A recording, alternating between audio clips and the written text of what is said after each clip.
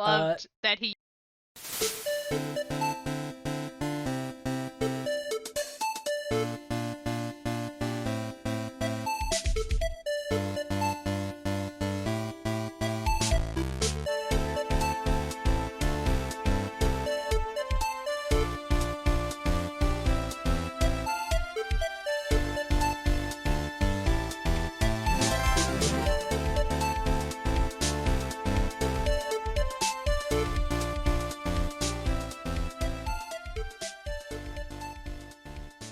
Hello, and welcome to Updated Autopsy Report, a podcast from Yotsuben and Friends, where we replay the entire Ace Attorney series with longtime fans and newcomers. I'm your host, Ben, and with me today is Dessy. Hello. And two dear friends of ours, Tiago. Yo. And Rose. Hi! If you're a first-time listener, Dessy and I are the longtime fans, and Rose and Tiago are the newcomers. We hope that through both our perspectives as we play through this series, it'll reveal new details and provide interesting commentary for a series that's near and dear to us. Today, we have all played through 3-4 Turnabout Beginnings, the fourth case of Ace Attorney Trials and Tribulations. We are getting very close to the end of the trilogy here, folks. The original trilogy of Ace Attorney is almost at a close. And from here on out, it's all plot. I think I said last episode, and we jump right into another Mia Fey case. In fact, this is chronologically the first thing that basically happens in the Ace Attorney series for this trilogy, right? This is Mia's first case, and she is going to be defending a person on death row, Terry Falls. And she's very nervous. Also, she got a hell of a case for her first case. Yeah. I don't think you should give this to, like, a rookie lawyer. I mean, I know she's like, I took this case because I gotta prove myself or whatever, but, like... No, like, she took it because no one else would take it. This was literally a case that no one else would take. Yeah, because she's gotta prove herself. Yeah, exactly. We gotta have high stakes. So she meets in the defendant lobby Terry Falls, who insists he is innocent. He was convicted and sentenced to death row 5 years ago for kidnapping and murder. And then he escaped. And then in the in-between time between him escaping and getting recaptured, a policewoman was murdered, Valerie Hawthorne. So... Yep. As you're there in the defendant lobby talking to your client, somebody shows up. Another lawyer shows up. Diego Armando shows up here. And he's like, "Hey, kitten. How you doing? You ready for your first case?" He does say that, doesn't he? He calls her kitten so much. It's his little pet name for her. He also, at one point... does call Terry the death row inmate, who is the defendant kitten as well, and I did think that was funny. He also calls him Zebra Boy, I think. Yeah, he calls him Zebra Boy, which is questionable, I think. But like, yeah, it's also a little weird. This dude seems weird as hell. Yeah, maybe, do you guys think you've seen this guy before? Maybe anywhere? over-caffeinated, possibly? I have never... Who could this man be? I have don't know, but never his seen theme this song- man before in my life, but he has a his sick theme song. His theme song sounds Yeah. real familiar.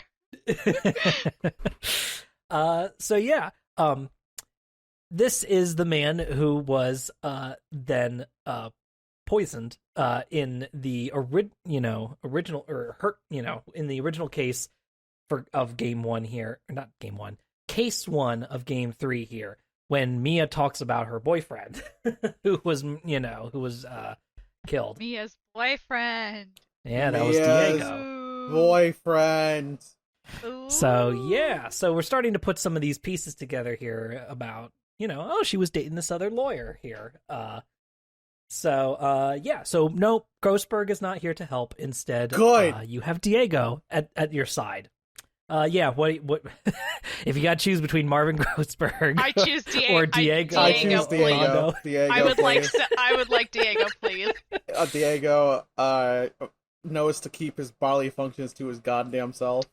Now, does he call me kitten? Yes, but I'll still take it. He kind of calls everyone a weird nickname, so Yeah, it's Right. weird. Again, I just can't think of another character who does that. So you get on into the courtroom, and the trial begins, and you meet the prosecutor, who is going to be on this case, who is also on one of his very first cases here. It's a little young Miles Edgeworth. Baby Muppet babies. He's got his fancy little coat on, and he's got his animations are slightly different. They're a little bit more Von Karma-y. They are He's- almost he's- exactly his animations. his skin is so shiny. He's Funny. he's polished. Like He's a baby. like he just came out of the fucking rock polisher. You know what? He probably did. He calls Gumshoe up to the stand to testify about this case. Baby. Gumshoe looks exactly the same. He's wearing a Di- different coat and he hits on Mia, which I respect. Yeah, well, that's true. That's true. He has a tan coat instead of his dark green coat. It's the same and- coat. The green coat has just got dirty. Rose, literally, I was gonna make the same goddamn fucking joke. Okay. Shit. Okay, yeah. Same brain. And Same yeah, brain. he hits on Mia. That's his Columbo which is jacket. Really wild. No, I respect his choices. Originally, when they were making this case, Takumi did mention that they wanted to do a young Gumshoe sprite, and concept art was done of this as well. Where is it? I'm banging my hand on the desk. Yeah, I think we'll wrap this into our little like concept art session stream at some point here. But instead of 3 spikes of hair sticking out of the side of his head, he's only got 1, and that's how you know he's younger. Wait, what? That's so weird. It's like a fucking horn then. I didn't notice that actually at all. I was just like, it's a baby. Yeah, I'm saying that's what the concept art showed. Mm. Oh, so it wasn't. The sprite in the game is still practically the same aside from Yeah, it's just a recolor. Okay, Yeah. that explains why I didn't But- notice it because it wasn't there. Yeah, no, I mean the concept art. They did this concept art and they considered it, but then because of size constraints for the files, they did not go through with it. Spending all that time, all that file size on Edgeworth. Yeah. You know, he did look good. I loved that he used Von Karma's animations. I cannot stress that enough. It's a good touch. It is a So good nice. touch. So the accusation is that Terry went to this bridge to meet with Valerie Hawthorne here, supposedly to get the truth about something that we will find out about soon, and then murdered her here on this bridge. And so, we go through the court case here and start to deconstruct the arguments of Edgeworth. I won't get too into the weeds on it unless anybody here really wants to bring up specific moments, but essentially there is a witness who is unnamed at first, and we keep hearing about the witness. Oh, we don't need to talk to the witness right now, but they had a camera, they took this picture, and that's all that really matters. And then finally we drag the witness out on the stand. Yeah, so Gumshoe is essentially testifying for the witness, like, in their place, right? To, like, deliver all this Yeah. information. And, like, a lot of... because they said the witness is too fragile. Yeah, she's too fragile. She's too goddamn fragile. So, like, a lot of the cases that we prove against Gumshoe is simply like, well, it could not have happened that way due to the weather on the bridge, or like the angle of which this photo was taken, or like what the defendant was doing there. It's like we established the big 3 reason, opportunity, yada yada. I don't know what the big 3. Rose, it means motive and opportunity, right? Those are the big 3 for real life killers. I mean, that's a very simplified version of it, I think, but those are a good place to start as far as mystery shit goes. Yeah. I think, anyways. So like the opportunity, he called Valerie Hawthorne to the bridge means I guess he's a big dude who can kill people, and Yeah. motive, he was real mad about what happened 5 years ago. Yes. And then yeah, so like that's like basically the case they have against Terry, and it's like Terry's big like trait is that he gets really mad and he has that one different eye. Y'all notice that different eye? I did notice that. He also talks simple, but it kind of comes and goes a little bit. Yeah. I at first I was like, is he putting on an act? And I was still left with I don't quite know what happened there. I think the idea is that like they're trying to make like this man's too like he's not big brained enough to come up with a murder plot like this, right? Like that's the kind of Sure. character that they're trying to make. Or they're trying to say something worse, but I'm not an expert, so I'm not saying that. What I'm saying I is mean, that like I have bad things to say about Terry. you have bad things to say. I mean, okay, let's get get to- clear. We'll That get I to agree that with. later. That we'll is get to bad. That later. We all agree that one thing about Terry is bad. Everything Right. else is like digestible. Yeah. But that one thing, Not digestible. They Not- I outdid would say. themselves on this. They outdid the thing. They Yeah, did. they redid the circus thing. They made it worse. So we drag this witness onto the stand. A woman by the name of Melissa Foster. And I don't know who this woman could be. She's clearly not Dahlia Hawthorne. Listeners, I have my Venmo open. Okay. And Are we At the- doing it now or are we we're not gonna doing wait? You're I'm gonna- just gonna have it open now. Just that in way we- case. Just in case. Just in case she we appears. find out. Just in Okay, case all right. a Hawthorne family member to Valerie Hawthorne appears. Sure.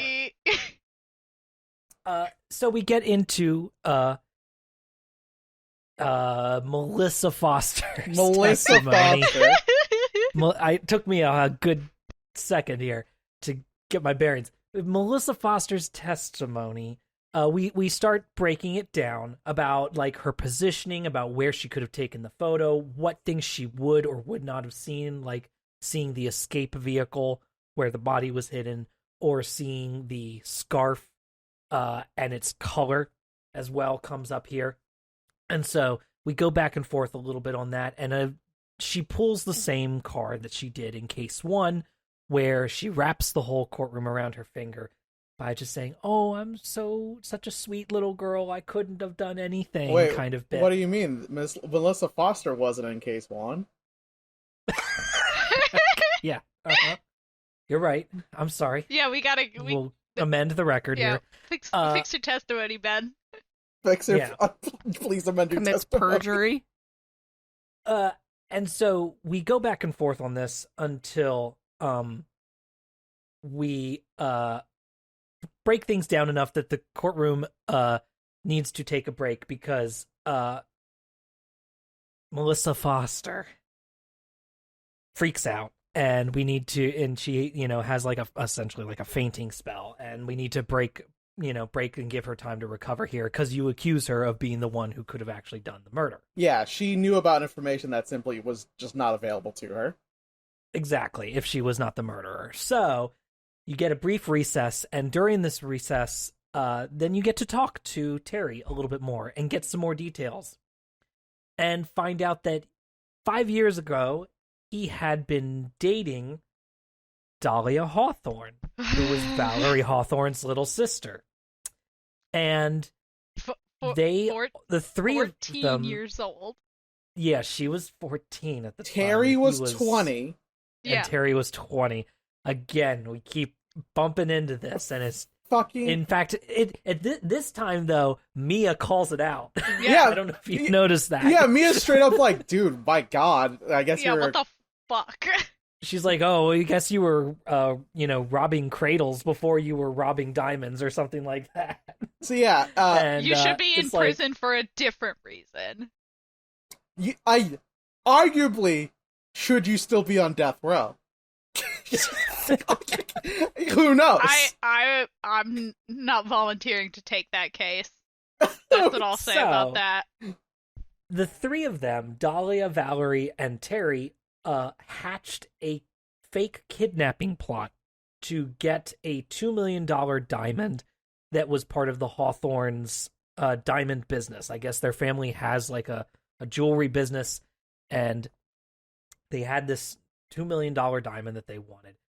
Granted, I guess given that they're daughters of a rich guy who owns a jewelry business, it seems a little weird to try to get this $2 million diamond when, I don't know, feels like you could ask Daddy for whatever you want anyway. Daddy, can I have a $2 million diamond?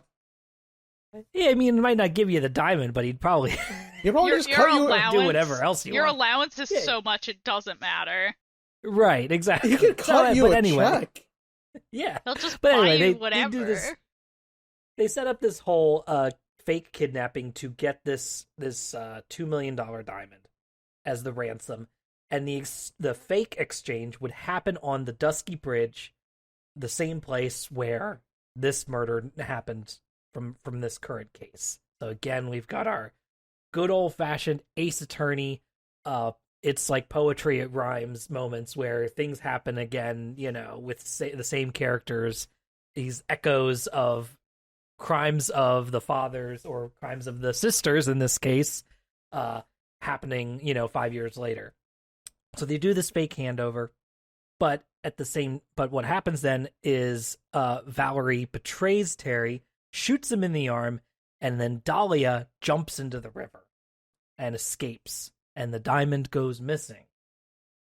Supposedly. But I think we can all as we can all figure out, the diamond of course goes with Dahlia. She takes it with her as she escapes. Does she take swimming lessons? Like, I am waiting for that explanation. Like, come on, a professional diver would have a hard time with that dive. Like, she had the raw evil energy to make it through that river. She's 14-year-old. I guess she's an Olympic swimmer, and you know what? A lot of Olympians are incredibly young, but like, why the fuck is she studying literature? She could be like in the Olympics. It's a cover. Yeah, like, right. Just oh my god, no. Yeah, I mean, she's like, oh yeah, I brought this photo up here to take pictures of wildflowers, and I'm like, for literature? For literature? It's not a good cover. Listen, she's just a serial killer. It doesn't need to make sense. Yeah, and then I mean, she is now a serial killer. She does multiple killings goes on multiple killing sprees with a cooldown period in between.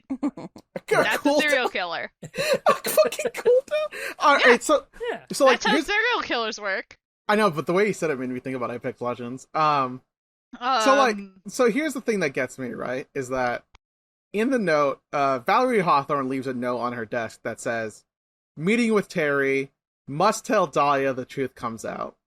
And I'm just like, you left a paper trail? Why would you? I mean, this is super convenient for me, the lawyer who has to defend my client. Probably didn't think she was gonna get murdered, and also planned to have the truth come out anyways. So yeah, that's fair. Yeah. So like, let's talk about the murder. She was stabbed in the back. Mm-hmm. She was both literally stabbed in the back and metaphorically stabbed in the back by her own sister. Right. And then was placed in the trunk of Terry's car. Who, I saw the scratch marks on the lid, and it's like, why did Terry need to scratch the fucking lid? Like, he didn't need to break into the stolen car. He had the keys. I did not notice those until she pointed them out, which I guess is the point in the case. But yeah, still. I saw that, and I was just like, Terry already had the keys. Why did he fucking break this thing open? Wait, we should finish the summary. Oh, yes, my bad. We're almost there. We're almost done. We're almost done, and then we can talk about how we feel. So you break down all this stuff with the truth here about what really happened, and you have to drag it out in front of the court here. And so you reveal to the court that you now know that Melissa Foster is actually Dahlia Hawthorne. And did nobody try to ID her? Like, just a quick, like, hey. Edgeworth talks Edgeworth about knows. that. They do try to ID her, and they find out that she's Dahlia, and he goes, whatever. Yeah, Edgeworth is like, of course I did a background check. What do you think I am, an idiot? It Yes, wasn't you relevant. are. I know you are. And he's like, I just didn't think it was relevant to this case. That's insane. That she was her sister. That's That insane. she's the sister of the woman murdered. This is the Von Karma legacy. Right. Yeah. Yeah, him withholding evidence till bring it out till later, only after fucking Mia questions it. Oh my god. He put evidence in his goddamn bag and walked off with it. That's He a just crime. walked off with it, yeah. I mean, Gumshoe, get him. also dead ass, so do we, but you know. Yeah, well, at least we Well, put it in yeah. a wagon where everybody can see it, drive it around. That's true. That's true. So as you expose a bunch of contradictions with Dahlia's testimony, then she starts to become more and more unhinged. And unfortunately, though, at the very last moment, then Dahlia pulls the good old-fashioned Ace Attorney villain card and says, well, where's your evidence? You've made a lot of theories, but you don't have any proof. And Tiago says to you, yeah, you don't. And he does a bit where he actually says, he yells out to the courtroom and says, the defense would like to call another witness. And everybody goes, oh, would you, defense? And Mia's like, I didn't say it. It was Tiago. And Miles is like, well, he's on your side on the defense bench, so you got to go ahead and call another witness now. And what's really funny about this, I don't know if anybody noticed this, is that when Tiago yells out through the courtroom, it uses the higher pitched bloop bloop bloops for his voice. Like he's pretending to be her? Instead of the deeper bloops. Huh. Yes, as though implying he is like mimicking her voice. That's- to yell out I in the did not but notice that at all. But nobody reacts. And so, like, I scrolled down, even on the Ace Attorney wiki here, even they say, like, yeah, that does happen, but Mia doesn't react to it, so it's probably nothing. And I can understand that perspective, but also I really do think it's actually would be incredibly funny if he is mimicking her voice. Oh, yeah. And is doing, like, a bit.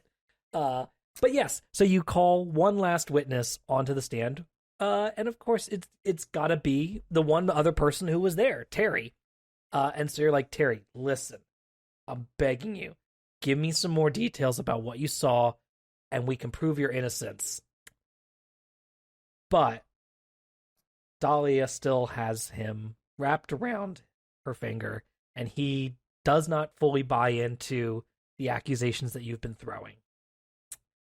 And I guess they had made an unknowing suicide pact of sorts.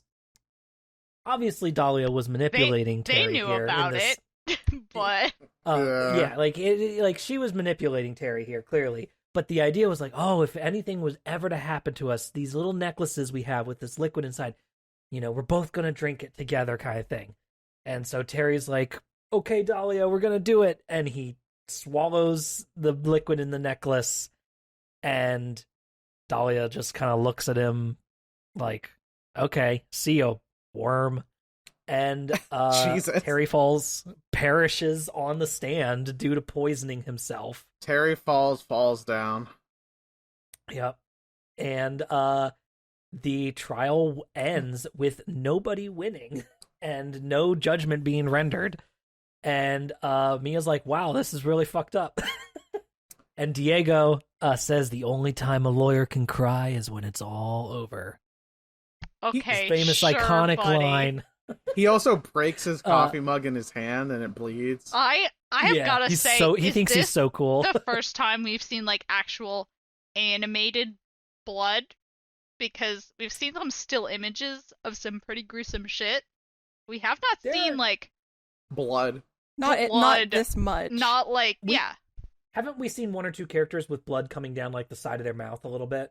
Because but it's like two frames. Terry has a little bit of blood coming down exactly. his Terry mouth and Diego. and Diego oh, Armando. sorry. Yeah. Sorry, I almost called him a random different name that wouldn't make any sense. No, it's and Diego Armando.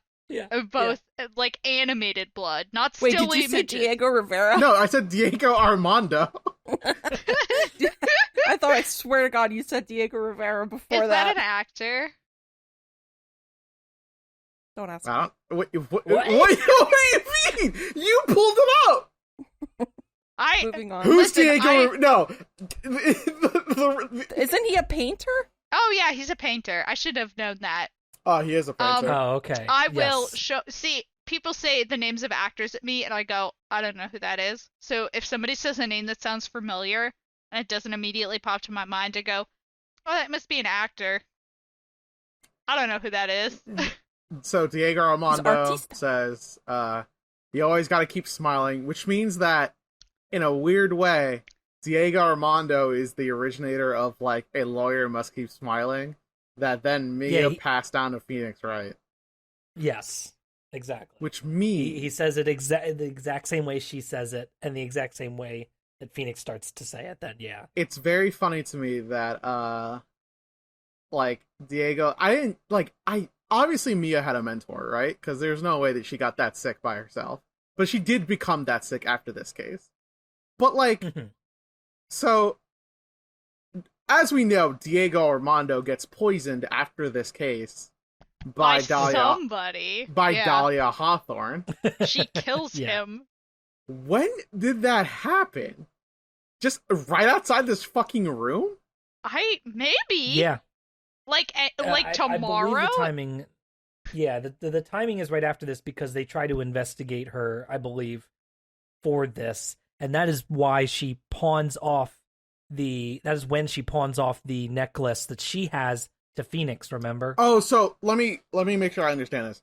Both Terry Fall and Dahlia Hawthorne, they each have their own separate bottle of poison necklace, essentially. I think that's it. Yeah.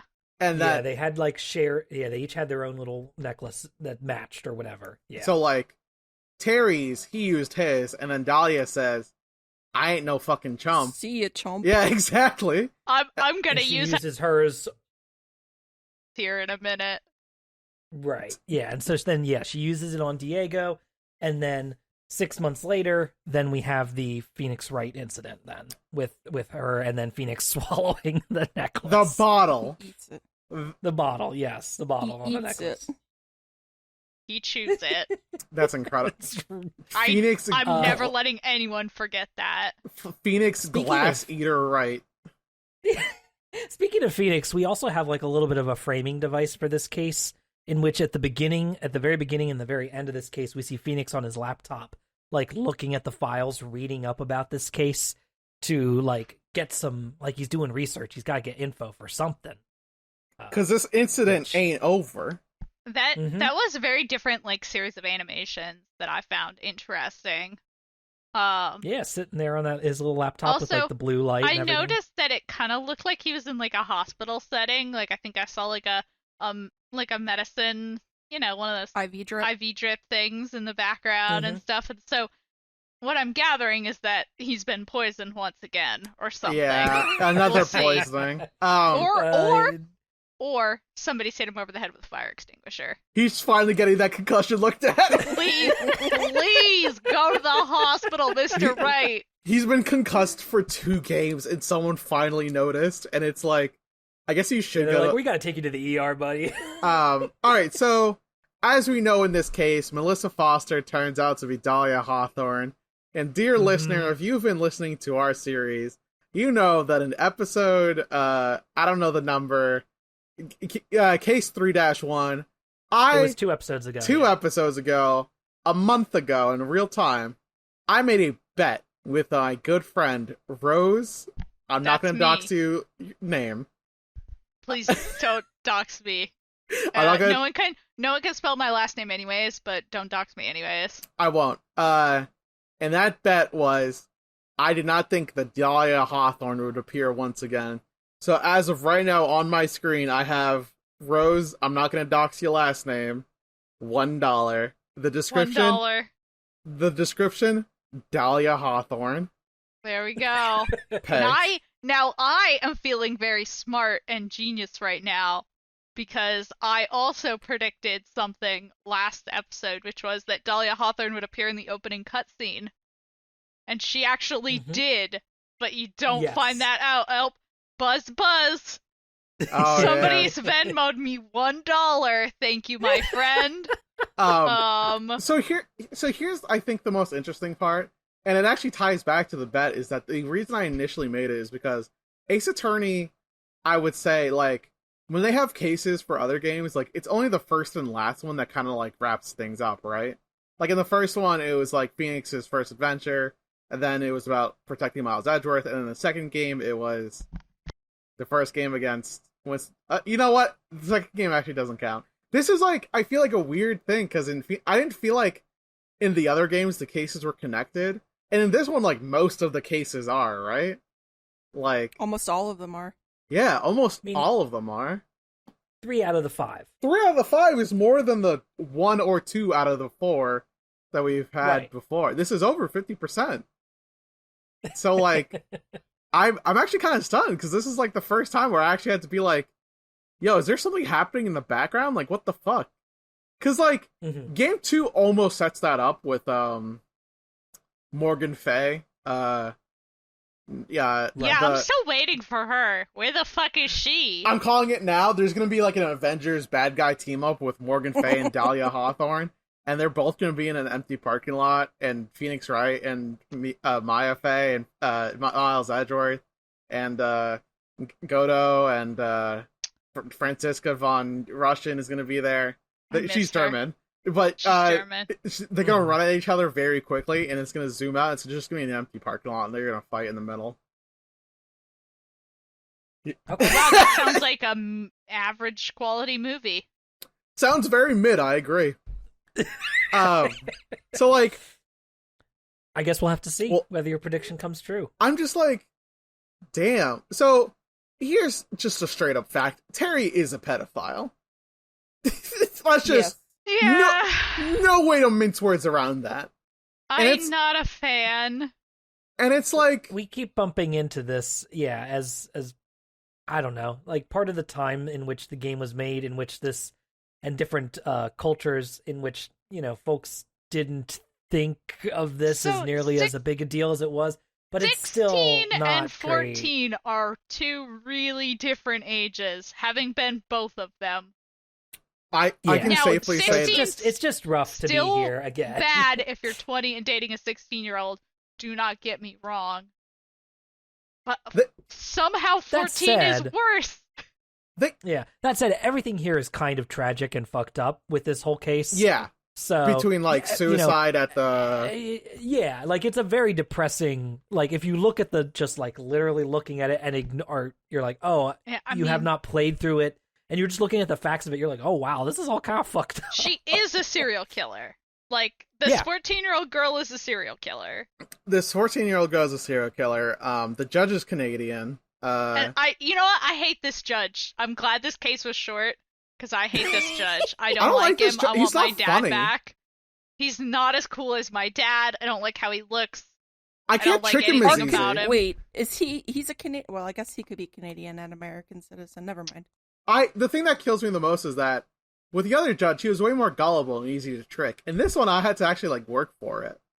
And I was this one was just like, whatever you say, Mr. Edgeworth. And I was like, I'm gonna fucking kill you. Even my dad doesn't do this. And also, my dad, the judge. He kept talking about wanting to eat poutine and skating, and I was like, damn, you're really Canadian coded, huh? Huge Canadian stare. But, now, in case you forget, this is extra funny because once there was an extended bit about my father, a man from California, where everyone was like, "Oh, he's secretly Canadian the whole time." So it was really upsetting for me as a Rose. It's very funny how life imitates art, or vice versa, I guess. So Dahlia finds out that her sister is about to expose the truth, and instead of just like letting that go, she goes, "I will now kill my sister." Yeah. Kills her while Terry goes to visit the tree where the poison is. With a knife. With in a the knife. back. A knife! So here's my thing, right?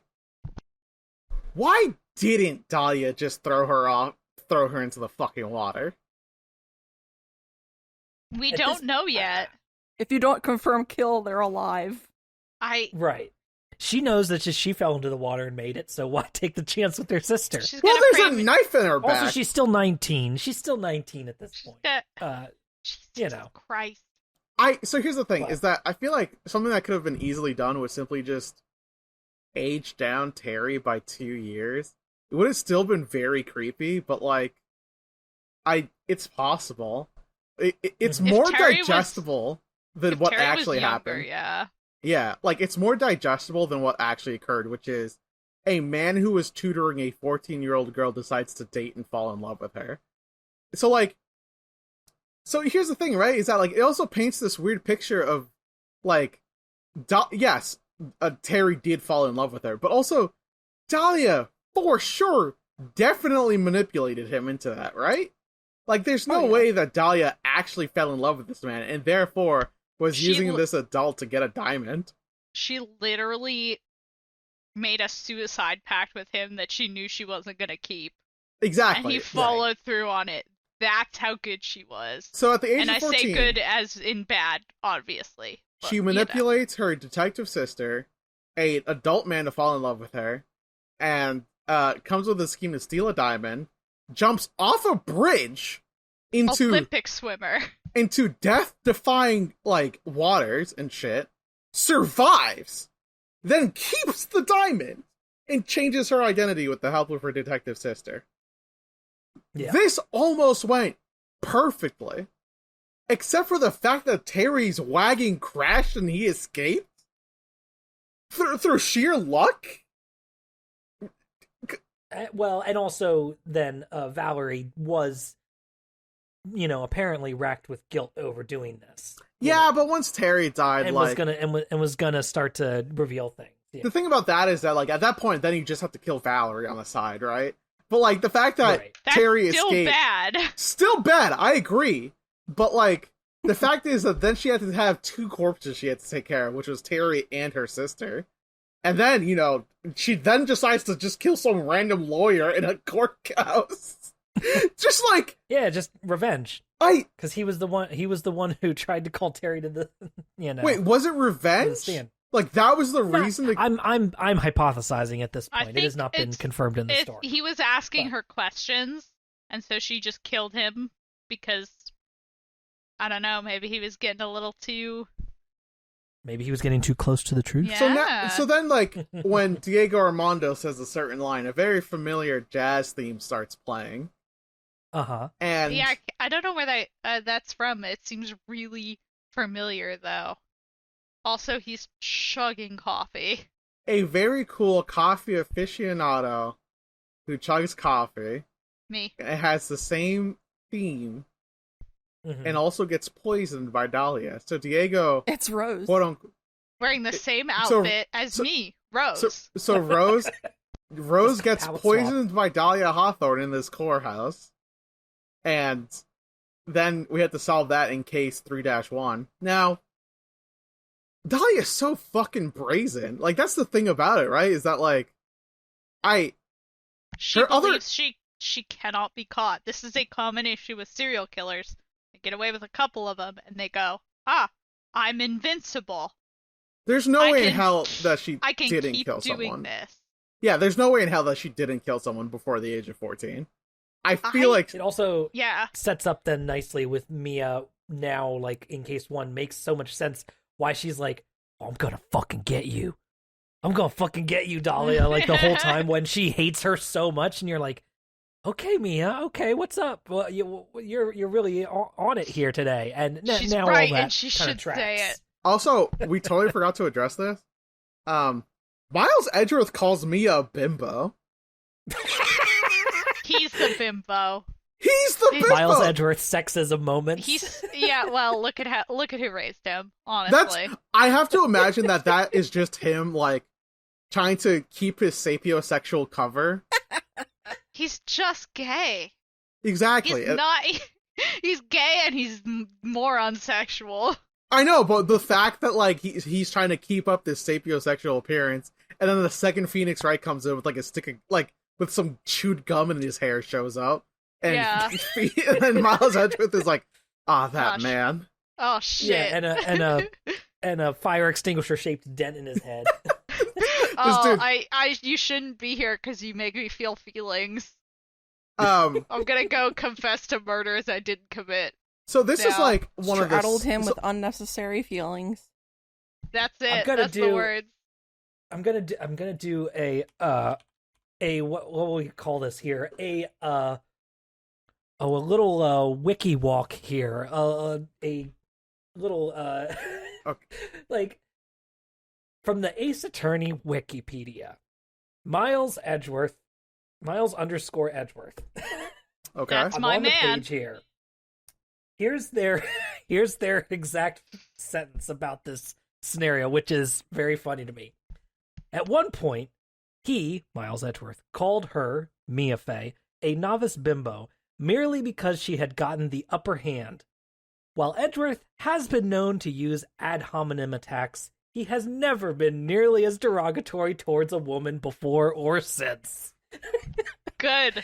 And I don't know Never why that again. is so funny to me, but it's just like, he was just really rude this one time. I have to imagine that he saw a suicide in court and he's like mentally like, it's because I used the word bimbo.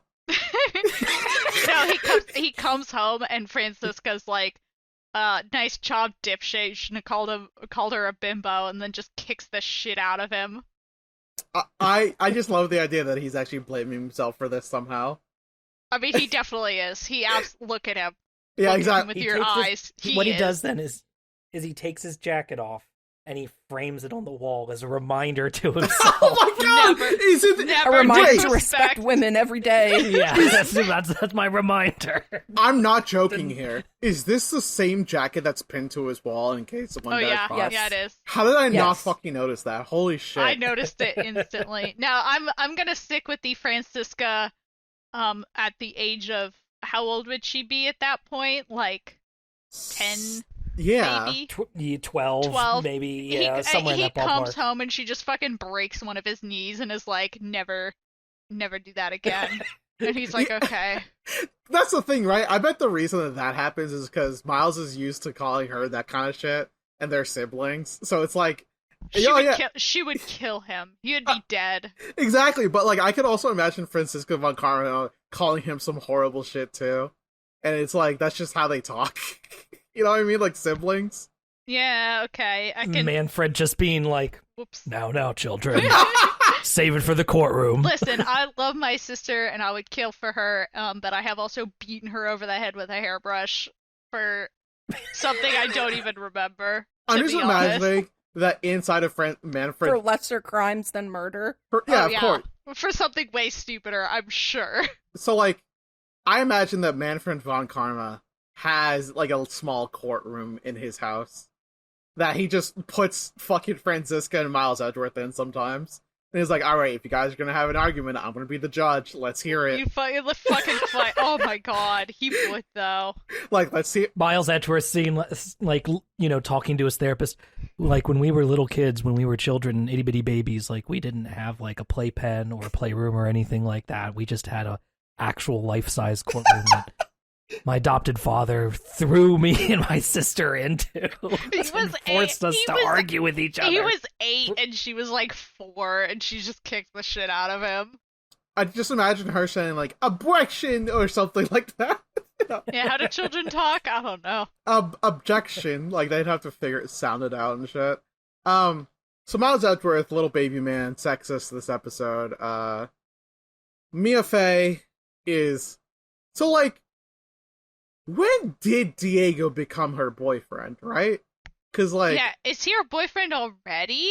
is it now that's her? I hope so. He calls her kitten. Like, You know what? Time. Des is right. I fucking hope so. Because Yes. like I have to. Based on the timeline, he has to have already been dating her because he gets poisoned very shortly after this. It'd also be really funny that right after this, like the suicide happens in the other room, and Mia's like, "Hey, so do you want to be girlfriend and boyfriend? Do you want to make it official?" And like him with his still bleeding hand goes, "Yeah, of course."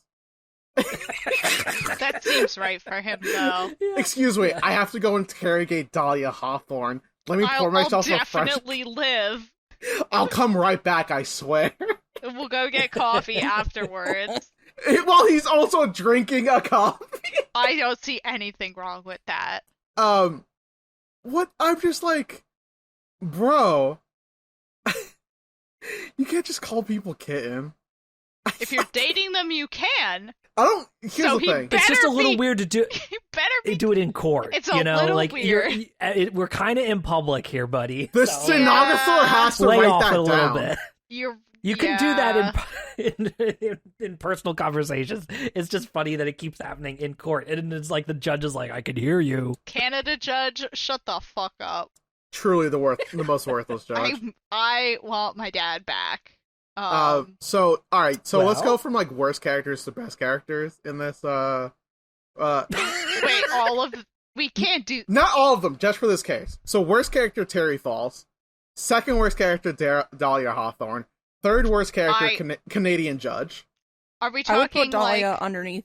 Are we talking like False. morality bad, or are we talking like Just straight bad. straight bad? Like, do I like them? Do you or- like them? Okay.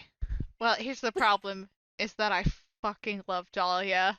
All right, so She's great. she is I'm a going very. to send her to prison 1,000 years. She'd probably get out. I'm gonna get her. We've I love tried. her. I'm Apparently, gonna get her again. Apparently, I like we're gonna have this to fucking. character. We're gonna have to fucking interrogate her once more. I like villains. We've We- established this. So we know for sure that Dahlia Hawthorne's gonna be the bad guy in the next episode, right? Oh, they're gonna zag on us, and it's gonna be fucking Morgan, and she's gonna be like, "Ah, it's me," and we're gonna be like, "I can't Also, deal with that." here's something I didn't think about till just now. They keep mentioning a small village near the mountain of Dusty Bridge or whatever. Is that Corain Village? Are they just talking about Corain Village? Who knows? I would say it's you and Des. Dahlia Well- does specifically. Now, in this case, the first time she meets Mia, she goes, "Oh, you're Mia Fey," and I do It's- find that suspicious. She definitely trained under the waterfalls with the Fey family. That's why she can swim. Okay, all right. She was mystic.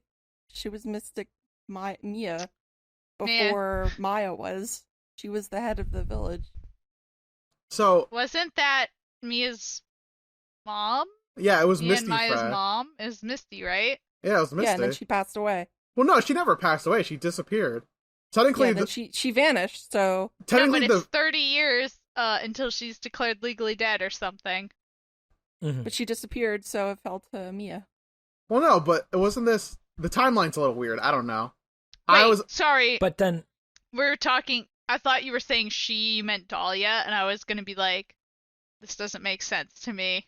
But now I see you're talking about Mia, so No, that Mia. makes sense again. Yeah. She's famous spirit channeling. Mia Fey. Does that mean Dahlia? but then she left. Is She she? left to become a lawyer. Yeah, then she became a lawyer. Okay. Does that mean that Dahlia Hawthorne knows about ghosts? Maybe. Maybe. That's a weird thing to think about. Is the fact that the serial killer is aware of ghosts. Ghosts are real, and this has been established multiple times throughout the series, as much as it frustrates me. Ghosts are real. Like I said, I gotta keep my mouth shut I at this still point because haven't- we're all in plot zone, right? yeah. Oh my Anything I God. say can and will be used against Tiago me at and I this are point. flailing wildly in the dark. All right, this is something that Yeah. you can say that has no bearing. Does Phoenix Wright eat a chili dog in the next episode? Oh my god, yeah. No, he does not. Damn it. Fuck. Does he eat something? Burgers, obviously. God, I don't remember if he does or not. Because I feel That's the like thing. we haven't had a steak reference in this in this game yet. Oh yeah. Oh yeah, that's true. We Oh, gotta get our T-bone steak. steak, T-bone steak in the next case. It might be Yep. the next Yep. case. So Dahlia Hawthorne confirmed big bad. She's like the Thanos of the Ace Attorney trilogy. I love her. I I want $1. second most bad guy. So like, all right. So let's do like a villain ranking of Ace Attorney, right? Dahlia We Hawthorne is the haven't most. finished yet. We haven't finished. Yeah, We haven't finished yet. That's true. That's fair. We'll wait till We should- the next game. yeah. Let's We should wait. because here's the thing. We're just about here at the end, I think, for wrapping up this episode. So let's set the table a little bit for what we're going to do for the final case here. The final case has a really nice middle point to it. So what we're going to do is we are going to play half of case 5, and then we're going to record our next episode. And then we'll record the second half, and then we'll play the second half of case 5. I know we talked about doing this already, but I'm still shocked. And then we'll play the second half of it, because it's a longer one. It's not quite as long as case 1-5. That one felt like a fucking eternity. That one was I know, still, I felt like it still should have the been longest over, and then all of a sudden period. there's like a whole nother fucking investigation. But with this one, you still got plenty of stuff going on in this one. There's a lot to do, and you will know, trust me, you guys, you will know when you've reached the halfway point. And then we can come back, talk a little bit about it. I really hope I know. I really hope I know. Don't worry, we'll give you guidelines if you don't see it, but trust me. And we'll do our little halfway, sort of like a smaller episode, in which we do like our halfway point, and then we'll do another podcast wrapping up the second half of the case, and also kind of wrapping up our thoughts on Game 3 as a whole and the trilogy as a whole. And I think that'll be a really nice way to kind of wrap up these 3 main games here of the quote-unquote Phoenix Wright trilogy. So that will be the plan here for us. And if people are playing along, they can play as much or as little as they'd want. Obviously I'm not the cops. Don't play ahead, you fuckers. ACAB. But we will be playing for the Let's Plays in tandem with the podcast. So we will be, again, splitting things up over a couple more weeks here. So pay attention to the feed and to the Twitter feed as well, which you can follow at Ace Attorney Pod to stay up to date on things as for the latest episodes and the streams, and also then see when the YouTube uploads go up. And that's usually Dessy and I playing through the game. And every once in a while, we have somebody in the rotating guest chair. Our good friend Iro sometimes pops up there. Occasionally, not very often. Yeah, just every once in a while. So yeah, I think that'll do it for us this week, folks, unless anybody had any last thoughts on this case before we head out. No, it was short. You know what? Stop making people so fucking young. Everybody's too young. Everybody's a prodigy. Everybody's a young, real quick teenage prodigy. We didn't talk about gameplay at all because there wasn't a ton of gameplay this case. I do have one issue, the one where you have to present the scarf and be like, "This scarf's not white; it's light blue." Fuck that! Yes. I just thought that I couldn't figure it out. I was like, what? And then she's like, "It's not white," and I was like, "What are you talking about? Like, it's not that white. could have just been like the pixelated art style." Like, like it was just the dithering or something like that made it appear. Because I couldn't figure out what was going on, and it was. The autopsy report specifically said that she had a white scarf as her signature thing. People knew who she was. It said but I looked at that scarf and I thought, well, it's got some blue shading on it, but it's still a white scarf. Oh, I see. Yeah, like artistic license. Yeah. It was just. It was. Listen, when you're an artist, sometimes you shade stuff that's white or black with blue to give it a little bit of in fact, you pop. should shade white material with either a light blue or a light purple, and that's my artist advice for you because it just looks better. But in this case, fuck me, I guess. It was actually supposed to be like a light blue. Everything else was fine. This case was actually weirdly enough kind of easy. Like, and what's up? I almost forgot here. One last thing. Dessy, you said that you had kind of taken a break from Ace Attorney after this. Had you not played through this full case then? I didn't play through it, but I was in communities where I knew exactly what happens and the outcomes. So it was, I know the story, I know how the story plays out. I just didn't experience it myself. I just experienced it through vicariously through other people's fan art. So you're on the Rose and Tiago team this time around. Well, I know what happens. Like I know Okay. the I twist guess in the outcome. I guess that's doing better than us, but still. I knew that Dahlia Hawthorne was going to show up in this case. Literally, as soon as I opened up the court record and read the name Valia, I didn't know why I recognized Hawthorne, and then her fucking note said, "Speak to Dahlia about this," and I just said out loud to myself in a lonely room, "Fuck." I just lost $1. Conversely, I saw that and thought, I'm about to have $1 more than I currently do. Which is a significant amount of money for Rose. Yeah, we learned. I gotta say, I actually kind of like these cases being story relevant, because my investment, weirdly enough, I find with series that you either gotta have all the episodes be disconjointed or all the episodes be mostly plot relevant, right? I don't like it when it's in between. Look at the X-Files. Mostly the good episodes are not plot relevant. But then there are other shows where the plot relevant episodes are the good ones. So I don't know. I kind of like Phoenix Wright being plot relevant. It feels good. Getting down to brass tacks and hitting the pavement. Also, we have a story. We have a story to tell here. It's not a Phoenix Wright driven based not Phoenix Wright central story at the moment. So it's smaller and kind of a little bit easier to digest. Also, I didn't want to see some weird shit like the clown again, but I hate that clown. Well, there's always a clown whenever Miles Edgeworth is on screen. Hey, that's true. All right, that'll do it for us this week, folks. Homophobic moments. Just kidding. All right, so you can follow the show on Twitter at Ace Attorney Pod. You can follow me on Twitter at Yotzaben. Dessy, where can people find you? Yes, this is Des on Twitter. And Tiago? At Tiago S. Dutra on Twitter. And Rose? You can find my art at Trauma Arts on Twitter. Please buy my art. You can also find my personal accounts on some things at Rose Nonsense. All right.